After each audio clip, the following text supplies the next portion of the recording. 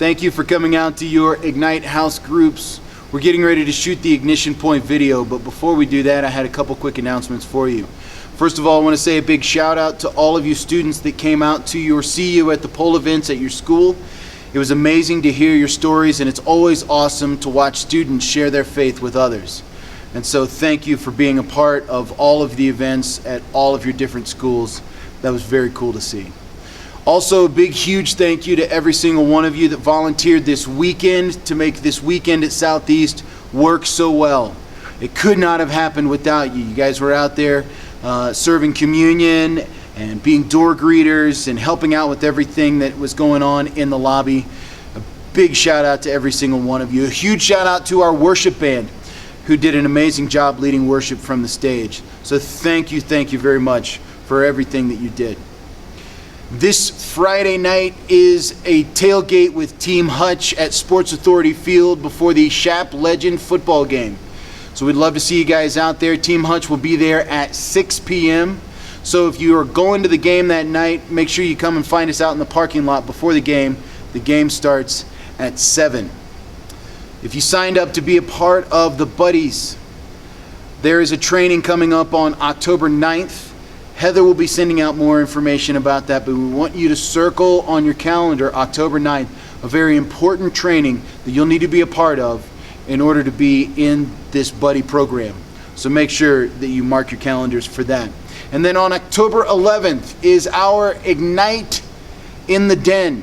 Instead of having Ignite House groups 2 Sundays from now, we're going to bring everybody together for an Ignite in the Den. That night is a lip sync battle.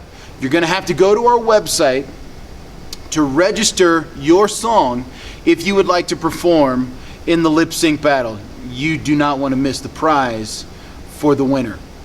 So if you are interested in being a part of that, go to our website, southeastcc.org/high-school, and you'll find a link there to be able to register the song that you will be performing that night.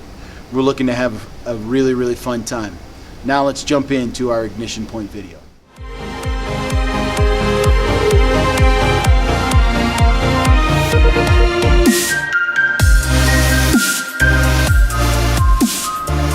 Here's the ignition point.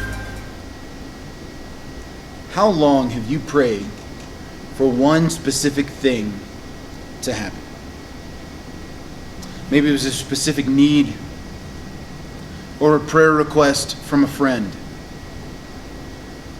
Or maybe you were praying for God to give you wisdom and guidance in a certain situation. How long did you pray?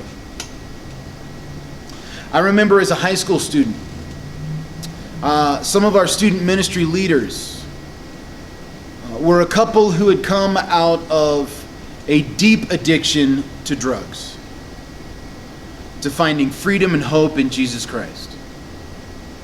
And we're now using their story as a way of encouraging students in their faith. But their son, who was also in high school, was beginning to make some of those destructive decisions that they made earlier in their life. So we as a group began to pray. We began to pray that God would reveal himself. We began to pray that their son would come to accept Jesus Christ as his personal Savior. We prayed for weeks. And those weeks became months, and those months became years. And then I remember being in an event and realizing that their son had slid into the back row of the room. And as it came time for the gospel presentation,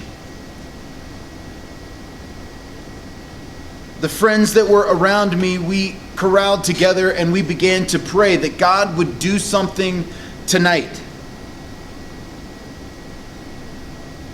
And I remember being bumped by my friend, and as I looked up, I watched their son walk down the aisle, kneel in the front of the room, and accept Jesus Christ as his personal Savior. That story sticks out to me so vividly because it's really the first time that I can remember where I prayed continually for something to happen. And I saw with my very eyes God answer my prayers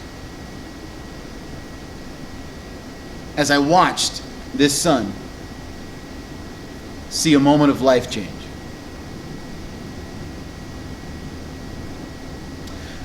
Paul writes in 1 Thessalonians that we should pray without ceasing. And Jesus tells this story that Luke records in Luke chapter 18 about a widow who had been done wrong. And she was seeking out justice through the judicial system. But the judge that was in charge of this case didn't care about God and didn't care about people. Makes him a perfect judge, I guess. But this widow wouldn't take no for an answer as this judge continued to pass on opportunity after opportunity after opportunity to answer the widow's requests. So she continued week after week, month after month, year after year, to make her requests known to this judge.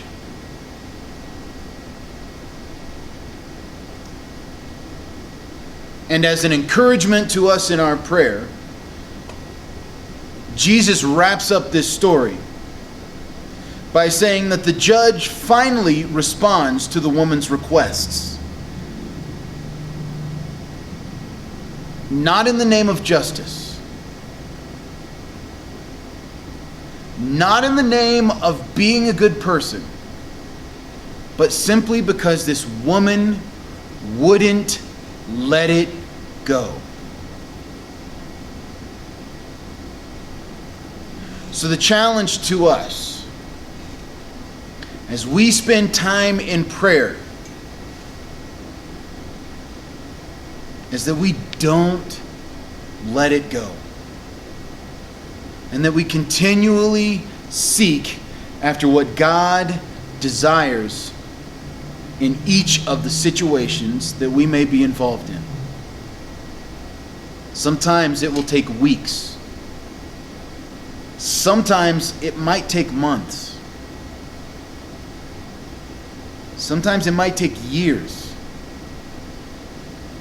before we see something happening in a situation that we may be praying about. But the challenge that God gives us is to be persistent in our prayers. Because prayer solves problems with persistence. So tonight we want to have a discussion in our small groups about what it looks like to pray with persistence. And the challenge that God gives us to never stop praying. We hope you guys have a great discussion in your small groups.